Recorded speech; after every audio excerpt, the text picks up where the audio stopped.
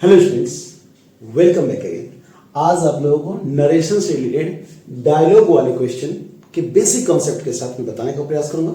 उम्मीद करता हूं यदि आप ध्यान से देखेंगे तो आप भी इस तरह के डायलॉग वाले क्वेश्चन को बना पाएंगे। उसके लिए कुछ बेसिक कॉन्सेप्ट मैं दूंगा क्योंकि इस तरह के क्वेश्चन लगातार पूछे जा रहे हैं। ओके, तो ध्यान से देखेंगे स्टेप बाय स्टेप। सबसे पहले जब भी आप क्वेश्चन को पढ़ रहे हैं, ठीक है, तो ध्यान देंगे कि आपका क्वेश्चन असर्टिव में है, इंट्रोगेटिव में है, इंपरेटिव में है, एक्सक्लेमेटरी में है, यानी काइंड्स ऑफ सेंटेंस। ध्यान देना इस बात का है क्योंकि जब सेंटेंस बनाते हैं तो बनाने समय इन बातों को ध्यान में रखा जाता है कि सेंटेंस जो है, सेंटेंस का काइंड क्या है, क्योंकि उसी के आधार पर हम लोग क्या करते हैं, सेंटेंस को कन्वर्ट करते हैं। यदि आपको ऐसा लगता है सेंटेंस में क्वेश्चन पूछा जा रहा है तो ये इंट्रोगेटिव हुआ और उसके अकॉर्डिंग सेट करना होता है। यदि आपको लगता है इंपरेटिव है, जिसमें कमांड, रिक्वेस्ट, ऑर्डर, एडवाइस, इस तरह की बातें हो रही है, तो आपको उसके अकॉर्डिंग ही लिखना होता है। तो मैं फिर से बोल रहा हूं आप लोगों को, सबसे पहले डायरेक्ट से इनडायरेक्ट में जब भी कन्वर्ट कर रहे हैं तो इन बातों को विशेष में ध्यान रखेंगे कि आपका सेंटेंस किस काइंड का है। ठीक है, सबसे पहले ध्यान से देखें, अनिल और राकेश के बीच जो बातें हो रही है, कन्वर्सेशन हो रहा है, उसमें अनिल पूछ रहा है राकेश से where are you going. That means क्या ये इंट्रोगेटिव सेंटेंस है। अब इंट्रोगेटिव सेंटेंस है तो उसमें तो आप सेड लिखेंगे नहीं, उसमें तो अनिल जो है राकेश से पूछ रहा है कि वेयर आर यू गोइंग, तुम कहां जा रहे हो। ठीक है, राकेश जवाब दे रहा है कि टू द एयरपोर्ट, है ना। राकेश जवाब दे रहा है कि मैं एयरपोर्ट जा रहा हूं।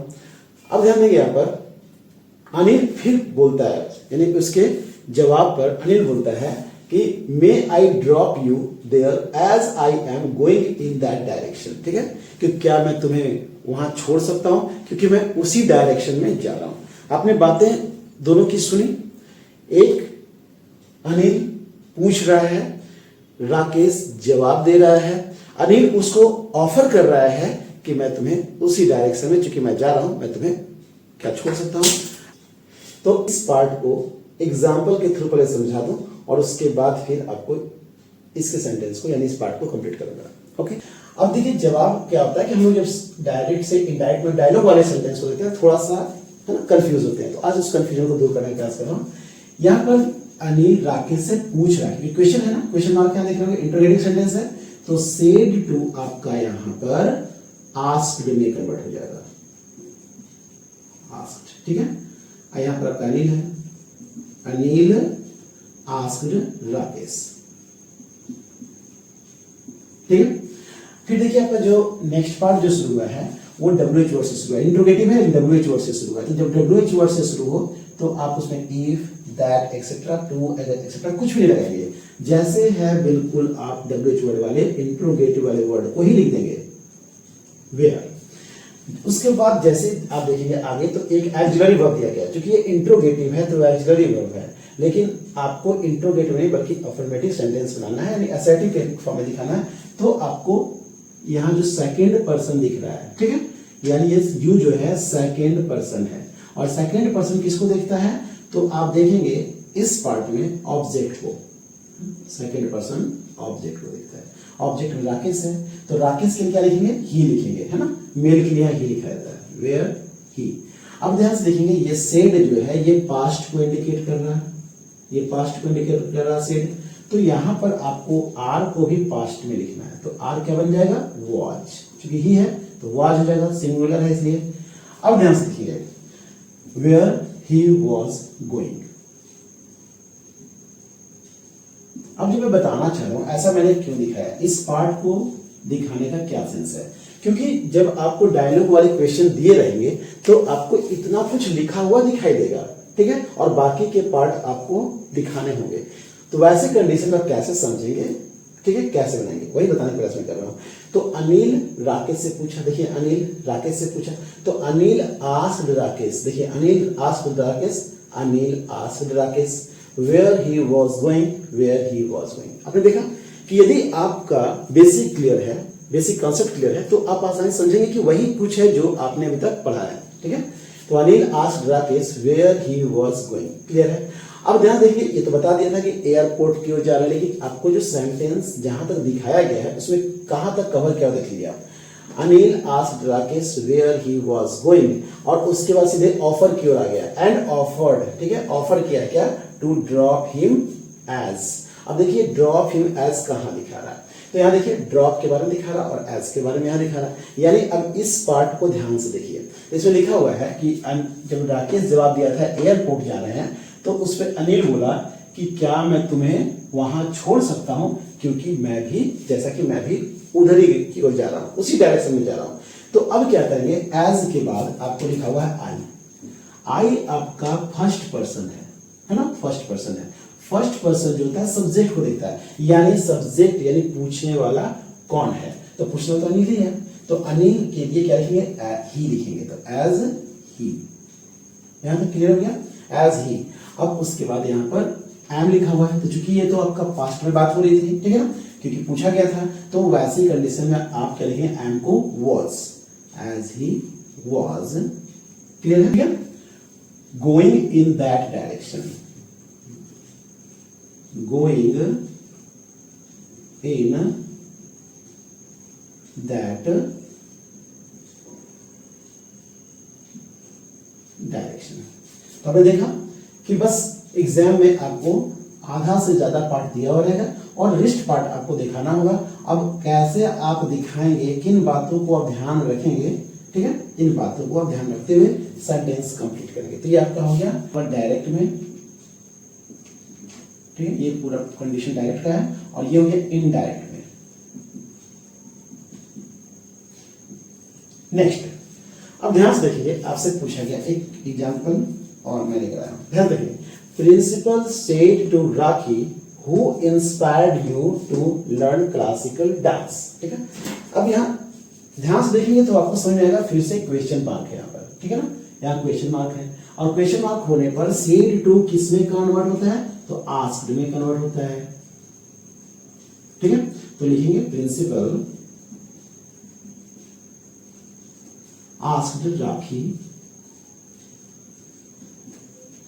मैंने कहा था डब्ल्यू वर्ड हो तो बिल्कुल वैसे ही नोट कर देंगे, लिखेंगे हु। अब देखिए यहां पर ये किस टेंस में है, क्योंकि ये इंस्पायर्ड है, V2 है ना, तो V2 हो तो याद रखेंगे इसको बोलते हैं सिंपल पास्ट, सिंपल पास्ट। और सिंपल पास्ट किस में कन्वर्ट होता है, तो पास्ट परफेक्ट में। पास्ट परफेक्ट का स्ट्रक्चर क्या होता है, तो वो बताइए कि पास्ट परफेक्ट का स्ट्रक्चर जो होता है वो सब्जेक्ट के साथ आपको हैड के बाद वर्ब अपने थर्ड फॉर्म में दिखाना होता है आपको, ठीक है ना। तो अब क्या करेंगे, हु के साथ ये जो इंस्पायर्ड लिखा हुआ है, तो आप डायरेक्ट सब्जेक्ट के बाद हैड लगा देंगे, यहाँ हैड हो जाएगा, ठीक है, हैड। अब उसके बाद वर्ब का third form, who had inspired, inspired. अब देखिए यू जो है आपका ये सेकंड पर्सन है, और सेकंड पर्सन किस होता है, ऑब्जेक्ट को, ठीक है, ऑब्जेक्ट को। तो इस पार्ट में देखिए आपका जो है ना, ऑब्जेक्ट में रानी है, रानी क्या है, फीमेल है, फीमेल के क्या लिखेंगे, आप सी लिखेंगे, यहां पर आपका हमेशा सब्जेक्ट होता है और यहां पर आपको ऑब्जेक्ट दिखता है, ये आपका ऑब्जेक्ट वाला प्लेस है। तो जब भी यहां पर ऑब्जेक्ट हो तो ऑब्जेक्ट वाले प्लेस से आप लेंगे, राखी के लिए करेंगे, क्योंकि ये ऑब्जेक्ट के प्लेस में जा रहा है इसलिए इंस्पायर्ड हर लिखना होगा आपको, हर, इंस्पायर्ड हर। अब बाकी आप जैसे देख रहे हैं, टू लर्न क्लासिकल डांस। अब ध्यान से देखेंगे आप, तो आपने देखा कि डब्ल्यू वर्ड वाले सेंटेंस को तो आपने आसानी से मान लिया। एक एग्जांपल मैं आपको ऐसे दूं जो डब्ल्यू वर्ड से रिलेटेड नहीं हो बल्कि एक्सिलरी वर्ब से रिलेटेड हो, ताकि आपको और ज्यादा क्लियर हो जाए, ठीक है। देखेंगे आप, ध्यान से प्रयास करेंगे, Rahul said to Rekha did you take my pen. तो वैसी कंडीशन आपको फील लग रहा है कि ये इंट्रोगेटिव सेंटेंस है, आप सेड को तो समझ गए कि आस्क्ड में कन्वर्ट करना है, आस्क्ड, ठीक है। यहां राहुल हो गया, राहुल आस्क्ड रेखा। अब यहां पर देखिए इन्वर्टेड कॉमा के बाद आपको डी यानी एक्सिलरी वर्ब से शुरू हो रहा है। अब क्या करेंगे, जब भी आपको ऐसा लगे कि डब्ल्यू वर्ड से सेंटेंस आपका, दैट मींस कि ये पार्ट जो आपको दिख रहा है रिपोर्टेड स्पीच, इधर के पार्ट को हम क्या बोलते हैं, रिपोर्टेड स्पीच, ठीक है। तो रिपोर्टेड स्पीच जो है यदि आपको एक्सिलरी वर्ब से शुरू हो रहा है, देखिए यहाँ डिड लिखा हुआ है, तो डिड जो है आपका एक्सिलरी वर्ब है, जैसे is am are, was were, do does did, has have had, है ना, can may might would should etcetera, ये सब एक्सिलरी वर्ब के अंतर्गत आते हैं, ठीक है। डब्ल्यूएच वर्ड तो जान ही रहे हैं, who, when, why, where etcetera WH word है। तो मैंने कहा डब्ल्यूएच वर्ड को चेंज नहीं करना है, लेकिन एक्सिलरी वर्ब को चेंज करना है। तो एक्सिलरी वर्ब को चेंज किस में करेंगे आप, इफ या वेदर में चेंज करेंगे, ठीक है। तो यहां पर लिखेंगे इफ, ठीक है। अब उसके बाद ये तो आपको चेंज हो गया, इफ डिड जो है यानी इंट्रोगेटिव सेंटेंस के लिए आपने यहाँ पर क्या किया, इफ यूज किया। अब इस सेकंड यूज है, सेकंड पर्सन है, सेकंड पर्सन फिर से ऑब्जेक्ट को देखेगा, ऑब्जेक्ट में क्या है, रेखा, रेखा फीमेल है। अब सेंटेंस जो है रिपोर्टेड स्पीच का पार्ट अब शुरू हो रहा है, जब स्टार्ट होगा तो आप दैट मींस कि अगर फीमेल है तो सी और मेल है तो ही लिखेंगे, ठीक है ना, ध्यान देंगे। लेकिन अगर आपको ऑब्जेक्ट के प्लेस में लिखना है तो उसके अकॉर्डिंग हर या फिर हिम ऐसा करके लिखेंगे आप। तो यहाँ लिखेंगे इफ, और सेकंड पर्सन के लिए रेखा के लिए क्या लिखेंगे, सी, इफ सी, ठीक है। अब ध्यान से देखिए, अभी जस्ट मैंने बताया था डिड जो है डू का डू जो V1 है और डिड जो आपका है वो V2 है, यानी फिर से सिंपल पास्ट। डिड का मतलब यहां पर दिख रहा है सिंपल पास्ट, और सिंपल पास्ट को किसमें कन्वर्ट करना है, वही पास्ट परफेक्ट, यानी सब्जेक्ट का हैड यूज करना है। तो आप लिखेंगे हैड, इफ सी हैड, और हैड के बाद बोला गया वर्ब का थर्ड फॉर्म यानी टेकन, तो टेक का थर्ड फॉर्म टेकन, टेकन। अब देखिए माई जो है पॉजेसिव केस में है, किसका, आई का, यानी आई से बनता है आपका माई, ठीक है। तो ये आई जो है ये फर्स्ट पर्सन है, तो ये भी उसी से रिलेटेड हो गया, फर्स्ट पर्सन से। तो फर्स्ट पर्सन किसको देखेगा, सब्जेक्ट को। याद रखना हमेशा कि फर्स्ट पर्सन हमेशा सब्जेक्ट को देखता है, सेकेंड पर्सन हमेशा ऑब्जेक्ट के अकॉर्डिंग चेंज होता है, और थर्ड पर्सन जो है आप जानते हैं कि नो चेंज, ये नहीं चेंज होता है, ठीक है। तो आप क्या करेंगे, ये आई से बना हुआ माई है, और माई जो है दैट मींस कि फर्स्ट पर्सन से रिलेटेड है, और फर्स्ट पर्सन में राहुल है, राहुल के लिए लिखेंगे यहाँ पर हिज, ठीक है। यहाँ पॉजिटिव केस में दिखाना है, इसलिए हिज पेन, ठीक है। और यहाँ पर आपका फिर स्टॉप होगा, क्योंकि आप जानते हैं कि जब इंट्रोगेटिव वाले सेंटेंस आप कन्वर्ट कर रहे हैं डायरेक्ट से इनडायरेक्ट में, तो आपका क्वेश्चन मार्क जो है वो रिमूव होकर के फुल स्टॉप में कन्वर्ट होता है, ठीक है।